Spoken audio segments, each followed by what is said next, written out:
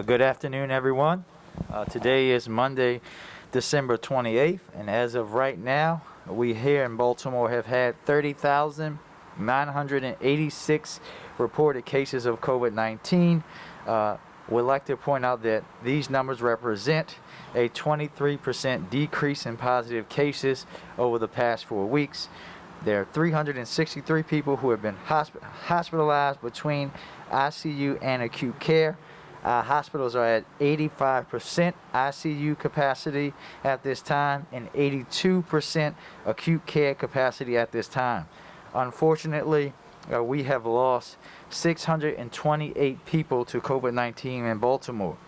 While we're seeing the spread of COVID slow in some ways, we are nowhere near out of the woods. Our parents, grandparents, neighbors, friends, and family continue to contract and die from this deadly virus. And we know there are people out there with COVID-19 who aren't showing any symptoms that are putting people that they know and love and others at risk. I want to thank those who follow the health and safety guidelines over this past holiday weekend.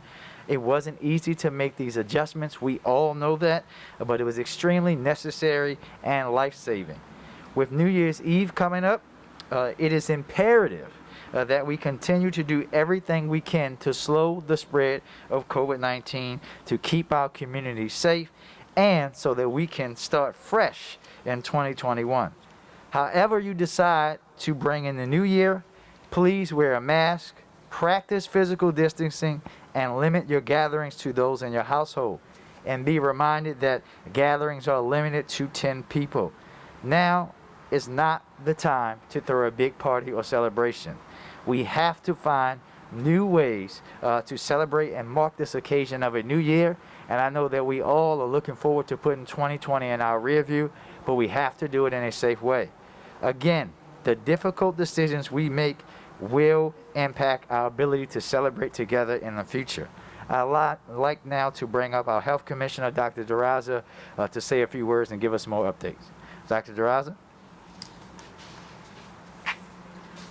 Good afternoon, and thank you, Mayor Scott, for continuing to lead and inform the public about Baltimore City's COVID-19 pandemic response. I'd like to briefly touch on what we're seeing with the COVID-19 case numbers here in Baltimore City. As Mayor Scott mentioned, as of this morning, we have lost 628 lives to COVID-19, and we are averaging about 4 deaths per day. We have had more than 30,000 cases in the city, and our latest 7-day average new case count is 208. This represents a 23% decrease from where we were 4 weeks ago, but is still higher than we've seen prior to our current surge beginning in November. We have seen our positivity decrease by about 2%, and our latest 7-day average positivity is 5.8%. Our hospital utilization rates are trending in the right direction, but still remain high, with ICU capacity at 85% and acute care capacity at 82%. While we are starting to see encouraging trends in our case counts and positivity, as Mayor Scott mentioned, now is not the time to gather in large groups to celebrate the holiday. I want to thank everyone who stayed home and celebrated with their immediate households during Hanukkah and Christmas.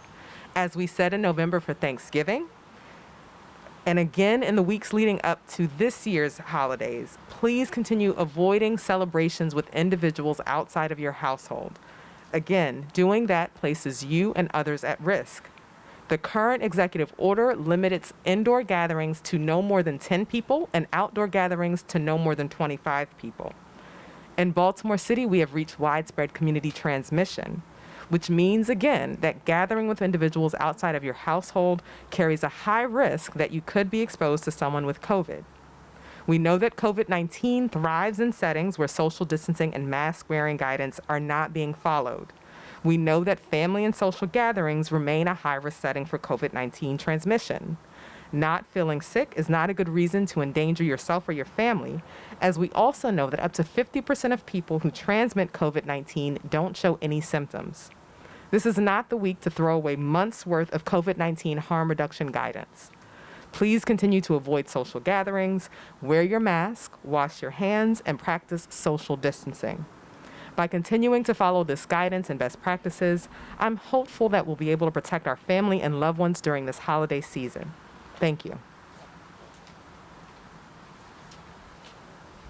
Thank you, Dr. DeRaza. I'll now bring up Commissioner Harrison to talk about public safety and what we have had over this past weekend, but also moving into the holiday. Commissioner Harrison?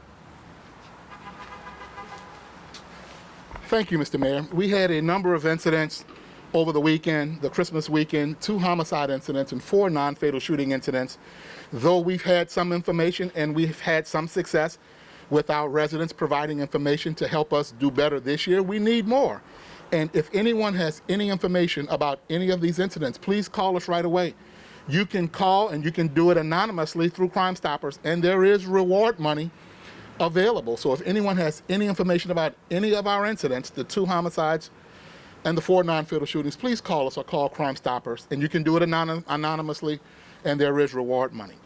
Now, as we move into the New Year's Eve weekend, we want to admonish everybody that fireworks are illegal in the city of Baltimore.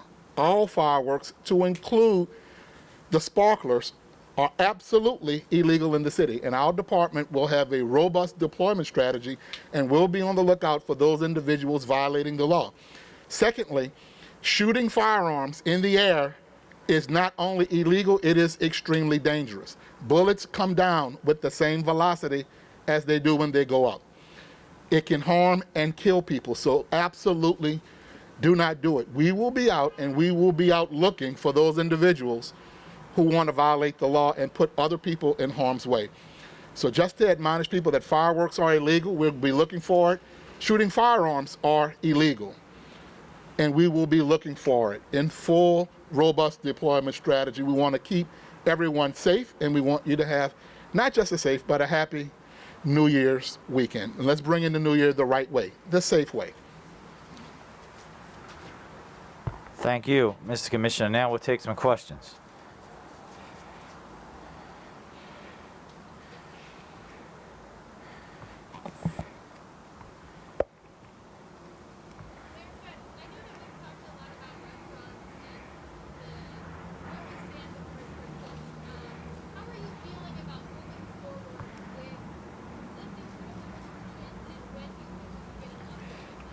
So we set them out for a 4-week period. As we get close to that period, Dr. DeRaza and I will be discussing it, and we will making the decision based on where we are, based on the advice from the Health Commissioner and our other advisors. That's not going to change until we get to that point. So as I said earlier, these are encouraging numbers, but they're nothing to celebrate. We still have too far many people contracting the virus and spreading it and dying from it in our city. We will get to the point of discussing that. We are encouraged, but these are not numbers to celebrate by any means. Next question. This might be better for the health commissioner, but I was wondering if we do see a spike for Christmas and New Year's, what might we see it, and what are you looking for as far as the timeline? So typically you might see that spike anywhere from 5 to 10 days post-holiday. We saw a little bit of a bump, I don't know if you recall, post-Thanksgiving. So we would certainly be looking, 5 to 10 days post-Christmas, 5 to 10 days post-New Year's. All right. Thank you, everybody.